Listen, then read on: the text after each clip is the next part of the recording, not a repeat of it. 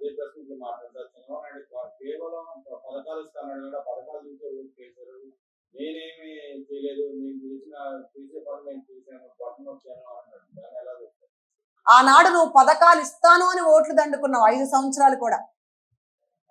కానీ నువ్వు పథకాలు తూతూ మంత్రంగా నువ్వు ఇవ్వడం జరిగింది. 100 మందిలో కనీసం 10 మందికి కూడా నువ్వు పథకాలు ఇవ్వలేని పరిస్థితి.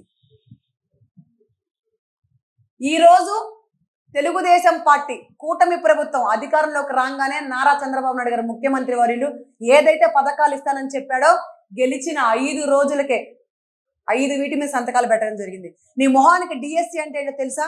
డిఎస్సి విడుదల చేసావా? కానీ చంద్రబాబు నాయుడు గారు గెలిచిన 5 రోజులకే డిఎస్సి విడుదల చేశారు. 3000 రూపాయలు పింఛన్ ఇస్తానని చెప్పిన దౌర్భాగ్యుడు నువ్వు. కానీ సంవత్సరానికి 250 పెంచుకుంటూ చివరి దశ 5వ సంవత్సరంలో నువ్వు 250 పెంచి పూర్తిగా 3000 ఇచ్చిన పరిస్థితి. కానీ చంద్రబాబు నాయుడు గారు గెలిచిన 5 రోజులకే 4000 రూపాయలు పింఛన్ ఇచ్చాడు. మొత్తం 7000 అధికారంలోకి రాకముందే ఇస్తానని చెప్పిన మాట నిలబెట్టుకోవడం కోసం ఏప్రిల్, మే, జూన్ 4000, అవి 3000, మొత్తం కూడా 7000 రూపాయలు పింఛన్ ఇచ్చిన నాయకుడు నా చంద్రబాబు నాయుడు గారు మాత్రమే. కేవలం కూటమి ప్రభుత్వం మాత్రమే తెలియజేస్తా ఉన్నాను. అది పరిపాలన అంటే. ఫ్రీ ఇసుక మీద ఎన్నో దందాలు చేశారు, ఎంతో దోచుకున్నారు, ఎంతో ఇతర రాష్ట్రాలకి తరలిచ్చేసి కోటాను కోట్ల రూపాయలు నీ ఖజానాలోకి చేరాయి, నీ వైసీపీ నాయకుల ఖజానాలోకి చేరాయి. కానీ ఈరోజు ఆంధ్ర రాష్ట్ర ప్రజలకి ఫ్రీ ఇసుక పథకం తీసుకొచ్చారు. అన్నా క్యాంటీన్ అంటే ప్రతి ఒక్క పేదవాడి కడుపు నిండే అన్నా క్యాంటీన్ తీసేసి ఎంతో మంది పొట్టను కొట్టి ఆకలి కోతకి గురి చేసినటువంటి దౌర్భాగ్యుడు నువ్వు.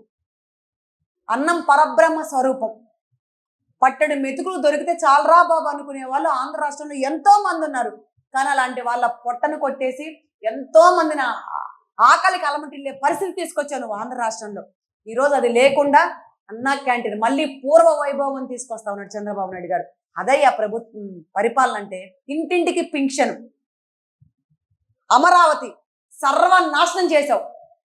నువ్వు ప్రతిపక్షంలో ఉన్నప్పుడు నువ్వు అమరావతి రాజధాని అయితే బాగుంటుంది, మాకు కూడా ఇష్టమే, ఇన్ని వేల ఎకరాలు చంద్రబాబు నాయుడు గారు సేకరించారు కాబట్టి అమరావతి రాజధాని ఒప్పుకున్న వాడివి నువ్వు. గెలిచిన తర్వాత 3 ముక్కలాట ఆడావు. 3 చోట్ల రాజధాని కట్టాలని చెప్పి కనీసం ఒక్క చోట కూడా కట్టలేని పరిస్థితి, ఒక ఇటుకరా వేయలేని పరిస్థితి, ఒక గంపెడి మట్టి పోయలేని పరిస్థితి, శంకుస్థాపన చేయలేని పరిస్థితి. అదా నీ ప్రభుత్వము. చంద్రబాబు నాయుడు గారు పూర్తి ఫోకస్ అమరావతి మీదే పెట్టారు. 6 కోట్ల మంది ప్రజల స్వేచ్ఛ, హక్కు, ఆయుధం రాజధాని. ఈ 5 సంవత్సరాలు కూడా ఎక్కడికైనా వేరే రాష్ట్రానికి వెళ్తే మీ రాజధాని ఏది అంటే ప్రతి ఒక్కరు కూడా తల దించుకొని గుండె బరువెక్కి బాధపడే పరిస్థితి. అలాంటివి ఎన్నో చూసాం. కానీ ఆ బాధ ఎవరికి రాకూడదని అమరావతిని తొందరగా పూర్తి చేయాలనే దిశలోనే రేయం పగులు కష్టపడతా ఉన్నాడు. తిండి తిప్పలు లేకుండా కష్టపడతా ఉన్నాడు. నిద్రాహారాలు లేకుండా కష్టపడతా ఉన్నాడు నారా చంద్రబాబు నాయుడు గారు గెలిచిన 20 రోజుల్లోనే. అది పరిపాలన అంటే. 6 కోట్ల మంది ప్రజల కళని నెరవేరుస్తాడు, అమరావతిని రాజధాని చేస్తాడు, మంచి మంచి ఉద్యోగాలు కల్పిస్తాడు. అది నాయకుడు అంటే.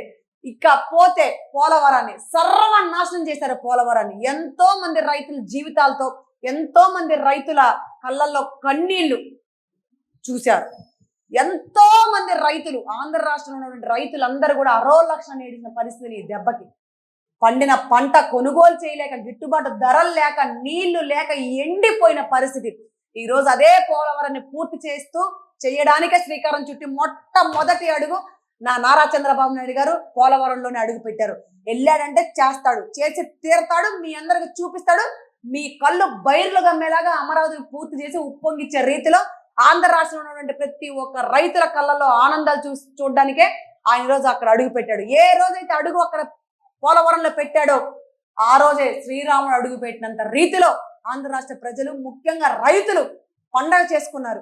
కంటి నిండా నిద్రపోయి రైతులు ఎన్నాళ్ళో. కానీ ఏ రోజైతే నారా చంద్రబాబు నాయుడు గారు అమరావతిలో, ముఖ్యంగా పోలవరంలో అడుగు పెట్టాడో, మొట్టమొదటి అడుగు పోలవరంలో పెట్టాడో ఆ రోజే గుండె నిబ్రం చేసుకొని, గుండె మీద చేసుకొని, కడుపు నిండా తిని కన్నారా పడుకున్న రోజు ఆ రోజే ఆంధ్ర రాష్ట్ర రైతులు. కాబట్టి ఆంధ్ర రాష్ట్ర రైతులకు మంచి రోజులు వచ్చాయి. పోలవరాన్ని పూర్తి చేస్తారు.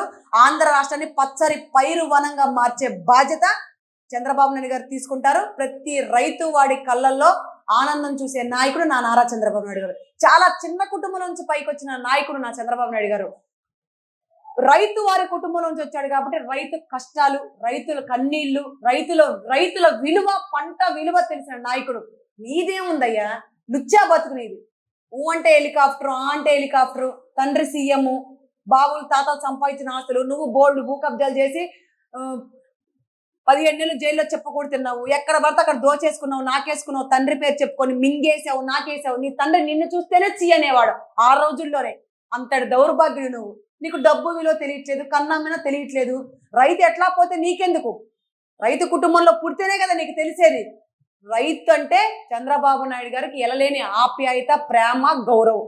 రైతుల్ని గుండెల్లో పెట్టుకొని చూసుకునే ఏకైక నాయకుడు నా నారా చంద్రబాబు. అలాగే ఏదైతే మన టీడీపీ పార్టీ ఆఫీస్ మీద ఇంటి మీద చంద్రబాబు నాయుడు గారు ఇంటి మీద దాడి చేసిన నాయకులు ఎవరైతే వైసీపీ నాయకులు ఉన్నారో వాళ్ళందరూ ఇప్పుడు కోర్టులు వెళ్ళి అర్జెంట్ గా బెయిల్ తెచ్చడానికి ప్రయత్నాలు చేస్తున్నారు. అలాగే మన బలంలో ఎమ్మెల్యే, మాజీ ఎమ్మెల్యే ఆయన రాహుల్ గారు కోర్టులు వెళ్తున్నారు. అధికారంలో ఉన్నన్ని నాళ్ళు కన్ను మిన్ను తెలియకుండా కళ్ళు నెత్తికెక్కి ఒక్కొక్క నా కొడుకు విర్రవీగారు. మాకన్నా తోపులు లేరు, తురుములు లేరు. 153 సీట్లు ఇచ్చారు ఆంధ్ర రాష్ట్ర ప్రజలు.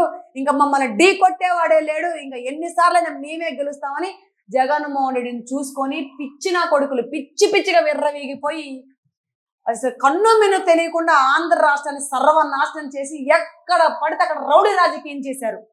ఎక్కడ పడితే అక్కడ కార్యకర్తల మీద తప్పుడు కేసులు, కత్తులతో నరికేయటాలు, గొడ్డలతో నరికేయటాలు, కత్తులతో పొడి చేయటాలు. తెలుగుదేశం పార్టీ కార్యకర్తలు ఎంత చిన్న చూపు చూశారో. ఆడబిడ్డల్ని ముఖ్యంగా రేపులు, మానభంగాలు, అత్యాచారాలు ఇట్లా చెప్పుకుంటూ పోతే తెలుగుదేశం పార్టీ కార్యకర్త అనేవాడిని ఎంత భయపెట్టారో. చెత్తనా కొడుకులు ఎవడు ఎన్ని భయపెట్టినా సరే అదరకుండా బెదరకుండా తెలుగుదేశం పార్టీలోనే నిక్కచ్చైన కార్యకర్తలు అంటే ఏంటో ఈ 5 సంవత్సరాలు నిరూపించుకున్నారు నా తెలుగుదేశం పార్టీ కార్యకర్తలు. ఇకపోతే ఈ చెత్తనా కొడుకుల నాయకులు ఎవడెవడైతే తెలుగుదేశం పార్టీ నారా చంద్రబాబు నాయుడు గారి ఇంటి మీద దాడి చేశారు, అలాగే నా తెలుగుదేశం పార్టీ కార్యాలయం మీద దాడి చేశారు, ఎవరిని వదిలే ప్రసక్తి గాని పరిస్థితి గాని లేదు. ఎవ్వడు చెప్పినా వినే ప్రసక్తి గాని పరిస్థితి గాని లేదు.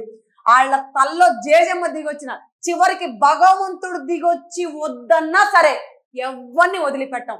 ఒక కార్యకర్త దగ్గర నుంచి అందులో ఎవరెవరైతే ఇన్వాల్వ్మెంట్ అయి ఉన్నారో ప్రతి ఒక్కరిని చిత్తుగా ఏం చేస్తామంటే అది చేస్తాం. కార్యాలయం అంటే ఏమనుకుంటా ఉన్నారు? ఒక గుడిలా భావిస్తాం మేము దాన్ని. మీకంటే అవన్నీ తెలియదు, విలువలు, విజ్ఞత, సంస్కారాలు అవన్నీ ఏం తెలీదు. మీరు చదువుకోని వాళ్ళు కాబట్టి చదువు సందలేని నా కొడుకులు అందరూ ఎమ్మెల్యేలు, మినిస్టర్లు, ఎమ్మెల్సీలు, పార్లమెంట్ సభ్యులు వైసీపీ పార్టీలో. కానీ తెలుగుదేశం పార్టీ కార్యకర్తలు సభ్యత, సంస్కారం, వినయం, విధేయత, గౌరవం, చదువు, సంస్కారాలు అన్నీ ఉన్న వాళ్ళు కార్యకర్తలతో సహా, నాయకులతో సహా తెలుగుదేశం పార్టీలో ఉన్నారు. కాబట్టి కార్యాలయం అంటే మేము ఒక గుడితో చూస్తాం. గుడికి ఎట్లా వెళ్తామో అట్లా వెళ్తాం మేము కార్యాలయానికి వెళ్ళాలంటే. అలాంటి కార్యాలయాన్ని ధ్వంసం చేశారంటే ఒక కార్యకర్తగా ఎంత కడుపు రగిలిపోతా ఉందో, నా ఆవేదన ఎట్లా బయట పెడితే ఆంధ్ర రాష్ట్ర ప్రజలకు అర్థమవుతుందో నాకైతే అర్థం కావట్లేదు. కానీ భగవంతుడు చాలా గొప్పోడు, ప్రజాస్వామ్యం చాలా గొప్పది, చట్టాలు చాలా గొప్పవి, రాజ్యాంగం అంతకన్నా గొప్పది. రాజ్యాంగం ఊరికినే రాయలేదు బిఆర్ అంబేద్కర్ గారు. అన్నీ చాలా గొప్పవి కాబట్టి అవే అమలు అవుతాయి. కాబట్టి చట్టం ఎవరి చుట్టం కాదు, ఎవరిని వదిలిపెట్టే ప్రసక్తే లేదు. 5 సంవత్సరాలు ఏదైతే విర్రవీగిపోయారో ఆ విర్రవీగతనానికి, ఆ బలుపు దించడానికి ఈరోజు కూటమి ప్రభుత్వం ఏర్పడింది. చట్టం తన పని తాను చేసుకుంటూ పోయిద్ది. బలుపుతో, కొవ్వుతో, అహంకారంతో, మదంతో, డబ్బు పిచ్చితో, అధికార బలంతో, జగన్మోహన్ రెడ్డి అండతో ఎవడెవడు విర్రవీగి ఎవడెవడు ఏం చేశాడో ప్రతి ఒక్కటి నారా చంద్రబాబు నాయుడు గారి కుమారుడైనటువంటి నారా లోకేష్ బాబు గారి దగ్గర ఒక రెడ్ బుక్ ఉంది. ఆ రెడ్ బుక్ లో అన్ని నోటెడే. ఒక్కొక్కటి చిట్టా ఒక్కొక్క టైంలో తెలుస్తా ఉంటారు. ఎవడి టైం వచ్చినప్పుడు ఆడు ఆ శిక్షలకు అర్హులే.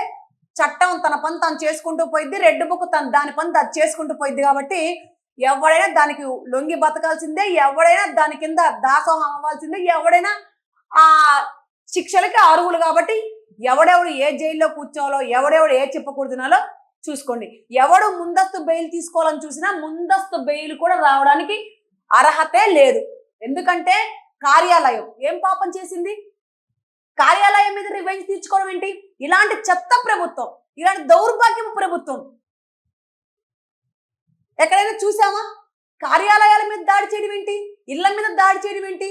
పసిబిడ్డలు, ఆడవాళ్ళు ఇళ్లలో ఉండరా? మీ కొంపల్లో ఆడాలు లేరా? మీకు పెళ్ళాలు లేరా? మీకు పిల్లలు లేరా? మీకు అక్క చెల్లెలు లేరా? మీకు అమ్మలు లేరా? మీ ఇంటి మీద అట్లాగే మీ కర్రల మీద దాడి చేస్తే ఊరుకుంటారా? మీ కొరువులు మా కొరువులు ఏంటి? అధికారం వస్తే కొమ్ములు వస్తాయా? అధికారం ఎందుకు ఇస్తారో తెలుసా? ప్రజలు ఒక ఎమ్మెల్యేని ఎందుకు ఎంచుకుంటారో తెలుసా? వాళ్ళకి పాలేరులా పనిచేయడం కోసమే. ప్రతి ఒక్క ఎమ్మెల్యే ఆ నియోజకవర్గ ప్రజలకి పాలేరు మాత్రమే. గుర్తుపెట్టుకోండి. ఏ ప్రభుత్వం అయినా, కూటమి ప్రభుత్వం అయినా, వైసీపీ ప్రభుత్వం అయినా, ఏ ప్రభుత్వం అయినా సరే, ఏ రాష్ట్ర ప్రభుత్వం అయినా, ఒక ఎమ్మెల్యేని ఆ నియోజకవర్గ ప్రజలు ఎంచుకున్నారు, ఏరి కోరి అధికారంలోకి తీసుకొచ్చారు అంటే వాళ్ళు పాలేరులాగా మనకు సరిపోతారు, వాళ్ళు పాలేరులా మనకు పనిచేస్తారు, వాళ్ళు పాలేరులు మనకనే ఒకే ఒక్క నినాదంతో మనకు పనిచేయగలరు అనే సత్తా వాడికి ఉంటేనే ఎమ్మెల్యేగా గెలిపిస్తారు. ఆ నియోజకవర్గ ప్రజలకి ఆ ఎమ్మెల్యే పాలేరు లాంటి వాడు.